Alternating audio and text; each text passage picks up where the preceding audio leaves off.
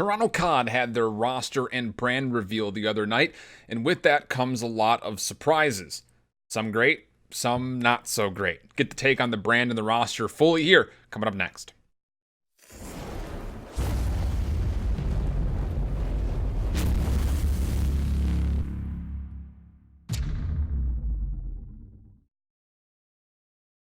What's up, everybody? Welcome back. Good to see you, COD fans. IHOLDSHIFT with you again. A quick turnaround on these last 3 videos that I've been doing, mostly due to how fast and rapid some of these announcements have been coming.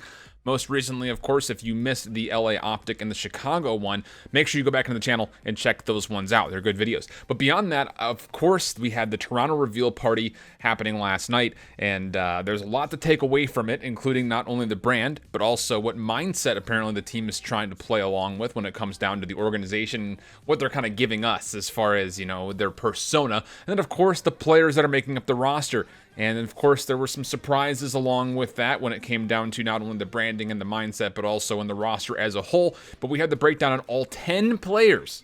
They're filling out all 10 players and who will be starting out of those 5. Now, let's start with the top with the brand. I don't really know what to think about it, mostly because this was the first leaked logo that we saw from copyright things and stuff like that, and I was unsure about it then. I would say for now, I'm even more unsure about it in this current day. I just don't know what it is. I think is the biggest thing. Like, obviously it's supposed to resemble a U, but it looks like an acorn on the top right. I'm not really sure. I honestly, I'm not just trying to make meme on it. I honestly do not know what this is. So if someone knows what this logo is supposed to be, please let me know. Not to mention the fact that the Ultra is, it kind of feels like the Defiant, right? Like, it's just a word, has a lot of power behind it. Put a little bit of a logo on it, you're good to go. Sure, okay, I'm fine with the name. I just don't really know what the U-shaped thing is. I don't know. I'm not really sure about it. Beyond that, though, you're also getting a pretty bright shade of purple. There's a lot of purple in the league this year with the Gorillas and now the Ultra. You're also going to be seeing some purple likely in the Minnesota roster. So out of the 12 teams, 3 of them are using purple in some fashion, which is strange, but I'm fine. Purple's a fine color. It's just, the brand as a whole, it doesn't really stick out. I think it's the best way of putting it for me as a whole. But let's talk more importantly about the mindset, because that seemed to be a lot of the focus when it came down to Toronto and all of the videos that they posted, including not only their brand reveal, but also each individual roster edition was about 20 to 30 seconds videos, kind of introducing the 10 players that are there. Let's start off with the big video though first, and what was in it that kind of tilted your head a little bit. We're Toronto's team. What do we stand for? Well, we prefer to sit, really. What's our mission? Big grins and getting those wins. Because this game ain't life or death. It's entertain and be entertained. Let's kill the opposition with kindness. But we definitely aren't those arm-crossing tough guys. We're just a group of individuals who are really, really good at playing Call of Duty. Okay. A pleasure to meet you all, and a pleasure to beat them all. Hugs and kisses. Your new fam. Bonus round.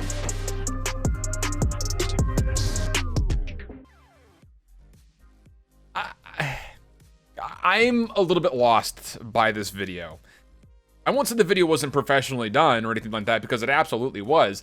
It's just the persona feels really strange. It's going from more of a whimsical, kind of careless kind of vibe, and I don't really know how I feel about it, simply because, again, this is the first year of Call of Duty franchising. It's unique, I'll say that much. It's absolutely unique, and it is complete surprise. I just don't really know how I feel about it so far, as, you know, if we see more of this kind of happening in their social media when it comes down to this team as a whole, because I feel like the professionalism is definitely something that's going to have to be, I won't say elevated over the Overwatch League, but you want to try to, I think, at some point in time, match that. And it's, you know, the teams will go back and forth on Overwatch League Twitters, kind of bantering with one another, and that's cool and stuff like that. But the hashtag is so ultra.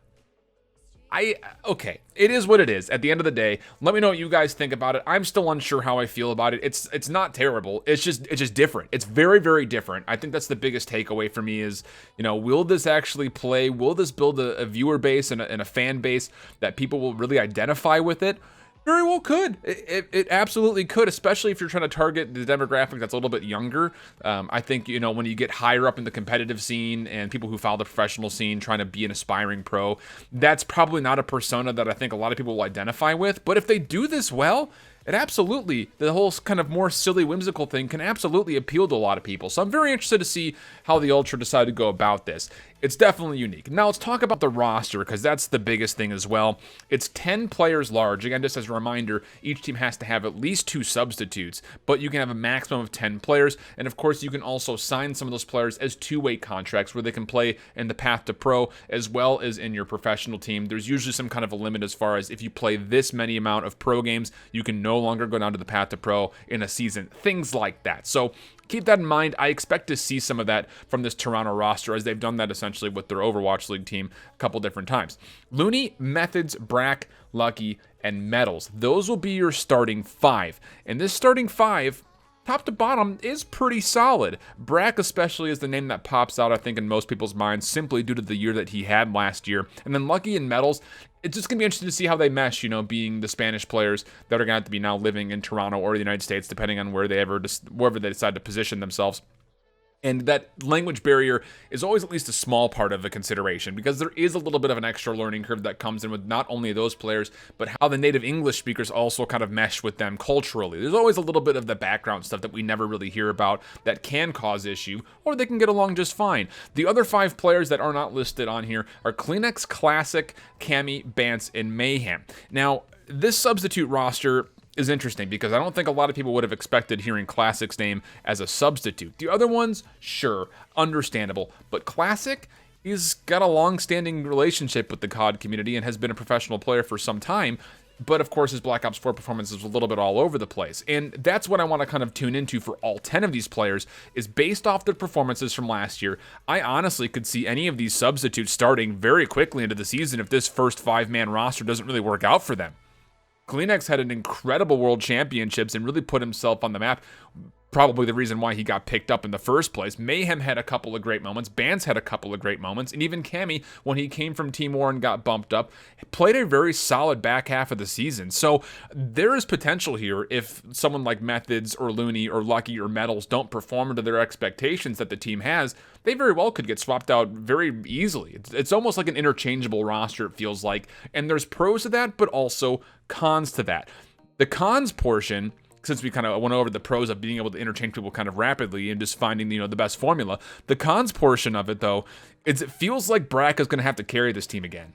The good news when it comes to that sentiment is the simple fact that Brack was able to do that with Midnight Esports at the beginning and Accelerate Gaming after that, just previous to him coming on to Luminosity. Now, that Midnight team, a little bit of a different story because there were a lot of really solid players there, but he absolutely carried that Accelerate Gaming squad, and he was, again, trying to drag the bag through the mud. It kind of felt like throughout a lot of their games.